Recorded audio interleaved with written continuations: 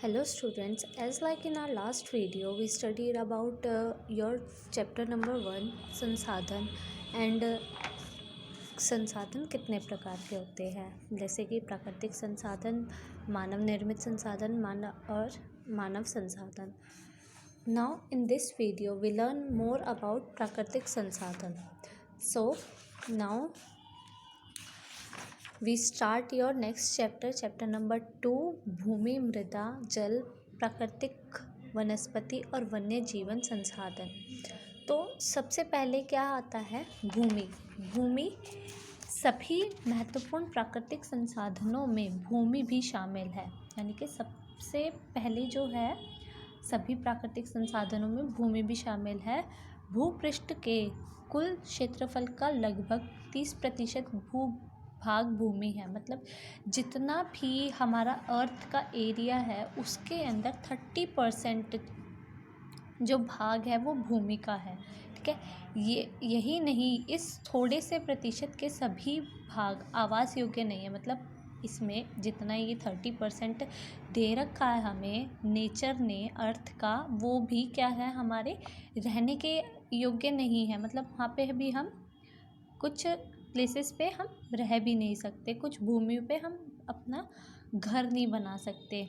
मुख्यतः भूमि और जलवायु के भिन्न भिन्न लक्षणों के कारण विश्व के विभिन्न भागों में जनसंख्या का वितरण असमान पाया जाता है. उबड़ खाबड़ स्थलाकृत पर्वतों की तीव्र ढलान, ढाल, जलांतरण, संभावित निम्न क्षेत्र, मरुस्थल क्षेत्र और संघ वन जैसे सामान्यतः विराल अथवा निर्जन है. मतलब इन वजहों से हम लोग उन जगहों पे अपना क्या कर, मतलब आवास योग्य वो जगह हमारे लिए नहीं है. उर्वर मैदानों और नदी घाटियों में कृषि के लिए उपयुक्त भूमि उपलब्ध है. इसीलिए ये स्थान विश्व के सघन बसे क्षेत्र हैं. मतलब जहाँ जो उर्वर मैदान और जहाँ नदी घाटियाँ हैं वहाँ पे कृषि के योग्य भूमि जो हमें मिली हुई है, तो वहाँ पे क्या है, सबसे ज़्यादा बसावट है. लोग वहाँ पे ऐसी जगहों पे ज़्यादा रहते हैं. भूमि उपयोग. भूमि का उपयोग विभिन्न कार्यों के लिए किया जाता है, जैसे कृषि, वानिकी, खनन, सड़कों और उद्योगों की स्थापना. साधारणतः इसे भूमि उपयोग कहा जाता है. भूमि का उपयोग भौतिक कारकों द्वारा निर्धारित किया जाता है, जैसे स्थलाकृत, मृदा, जलवायु, खनिज और जल की उपलब्धता. मानवीय कारक जैसे जनसंख्या और प्रौद्योगिकी भी भूमि उपयोग प्रतिरूप के महत्वपूर्ण निर्धारक है.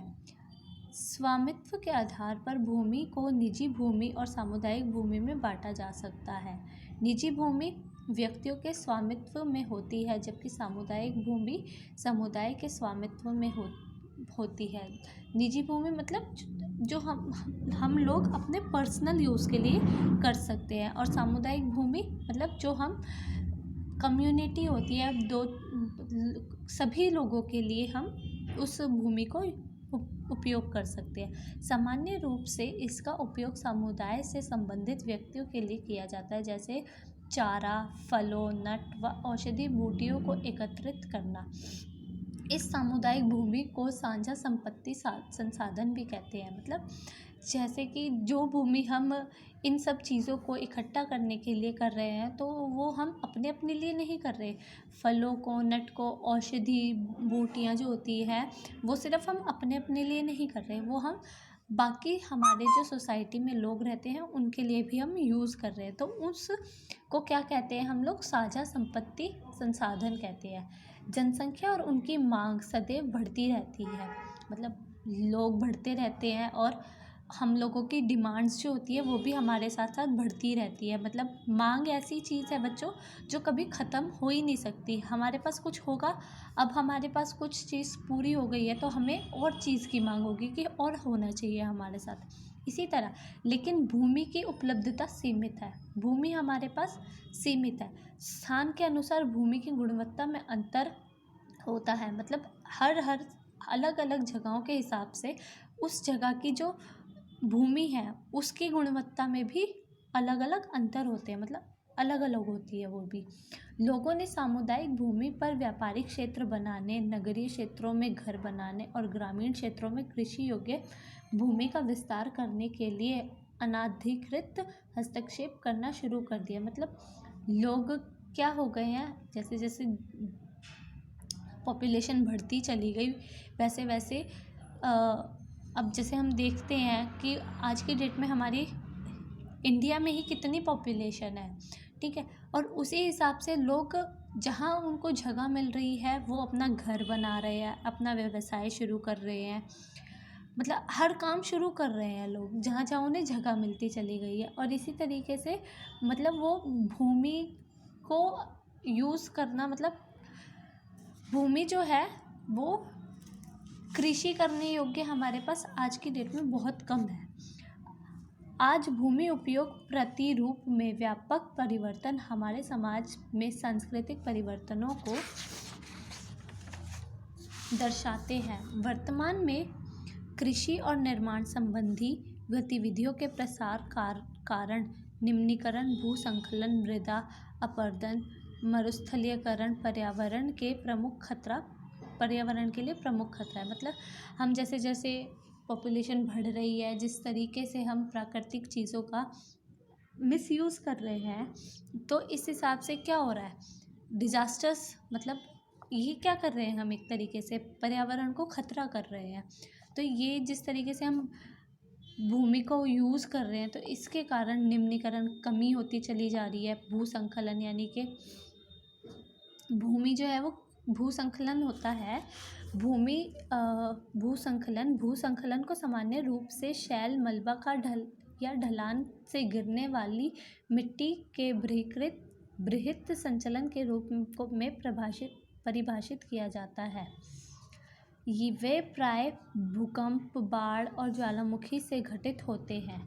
तो भूसंखलन जो भूकंप या बाढ़, ज्वालामुखी से मिट्टी बहती रहती है ढलानों से, उसको भूसंखलन कहते हैं। तो ये सब क्या है, पर्यावरण के लिए मुख्य खतरा है।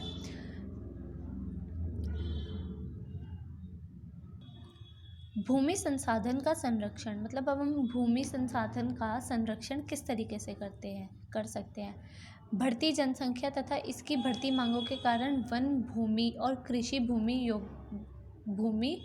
कृषि योग्य भूमि का बड़े पैमाने पर विनाश हुआ है, ठीक है। इससे इस प्राकृतिक संसाधन के समाप्त होने का डर पैदा हो गया है। इसीलिए विनाश की वर्तमान दर को अवश्य ही रोकना चाहिए। वनोरोपण, भूमि उद्धार, रासायनिक कीटनाशकों और उर्वरकों के विनियमित उपयोग तथा अतिचारण पर रोक आदि भूमि संरक्षण के लिए उपयुक्त कुछ सामान्य तरीके हैं। अब मृदा, पृथ्वी के पृष्ठ पर दानेदार कणों के आवरण की पतली परत मृदा कहलाती है। यह भूमि से निकटता से ही जुड़ी हुई है। स्थल रूप मृदा के प्रकारों को निर्धारित करते हैं। मृदा का निर्माण चट्टानों से प्राप्त खनिजों और जैव पदार्थों तथा भूमि पर पाए जाने वाले खनिजों से होता है। यह अपक्षय की प्रक्रिया के माध्यम से बनती है। खनिजों और जैव पदार्थों का सही मिश्रण मृदा को उपजाऊ बनाता है। मतलब जैसे हम देख सकते हैं, जनक चट्टानें होती हैं, अपक्षीय चट्टानी पदार्थ होते हैं ये, फिर बालू, गाद, क्ले के साथ उपमृदा, फिर ये लेयर आती है, तो वो क्या है, हमारे पास मृदा होती है, उसे हम मृदा कहते हैं। मिट्टी, ठीक है। मृदा निर्माण के कारक, मृदा निर्माण के मुख्य कारक जनक, शैल का स्वरूप और जलवायविक कारक है। मृदा निर्माण के अन्य कारक स्थलाकृत जैव पदार्थों की भूमिका और मृदा निर्माण के संगठन में लगा समय है। अलग अलग स्थानों में यह भिन्न भिन्न है। अब है मृदा का निम्नीकरण और संरक्षण के उपाय। मृदा अपरदन और क्षीणता। मृदा संसाधन के लिए दो मुख्य खतरे हैं।